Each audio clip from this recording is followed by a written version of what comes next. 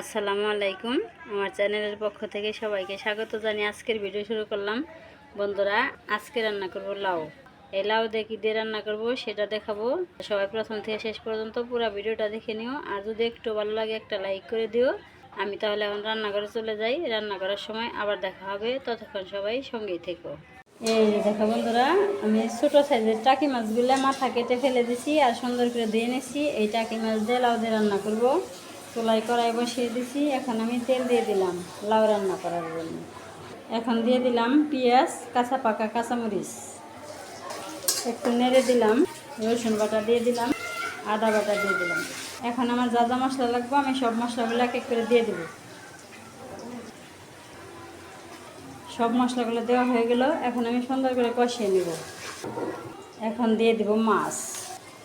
এখন মশলার সাথে মাছটা ভালো করে কষিয়ে একবার ভেঙে দেব। টাকি মাছটা কিন্তু আমি আস্ত রাখবো না, একবার ভেঙে দেব। এই অনেক সুন্দর করে মাছটা আমি ভেঙে দিয়ে কষিয়ে নিলাম। এখন আমি লাউগুলো দিয়ে দিলাম। আমি পানিতে থেকে লাউটা ধুয়ে উঠিয়ে দিলাম। আমি আর পানি দেবো না, এই পানিতেই আমার লাউ রান্না হবে। এখন আমি ভালো করে রান্না করে নেব। রান্না শেষে পরে দেখাবো। এই লাউটা না বৈরাগী লাউ, বৈরাগী লাউ ছিলাম না।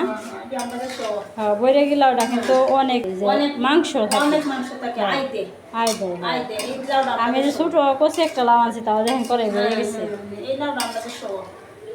আর লাউটা অনেক কষি। 40 টাকা, 50 টাকার কমে দিত না। পরে আমি কইছি কি যে আমি ছোটোটা নিব, বেশি বড়টা নিব না। তো পরে তারা 40 টাকা দেয়। আমি খালি পানিতে থেকে উঠিয়ে দিছি, তাই দেন কত পানি উঠে গেছি। এই যে কত মোটা মোটা করে কাটছি। চুলাই থেকে নামিয়ে ঘরে নিয়ে আসলাম। আমার আজকে টাকি মাছ দিয়ে দেশি লাউয়ের তরকারি কেমন হলো অবশ্যই কমেন্টে জানাবে। আর আমার মতো এরকম রান্না করে খাব। সবার সুস্বাস্থ্য কামনা করছি। এতক্ষণ ধৈর্য ধরে কষ্ট করে যারা ভিডিওটা দেখলে সবাইকে অনেক অনেক ধন্যবাদ। সবাই ভালো থাকবে, সুস্থ থাকবে, সাবধানে থাকবে। আল্লাহ হাফেজ। আসসালামু আলাইকুম।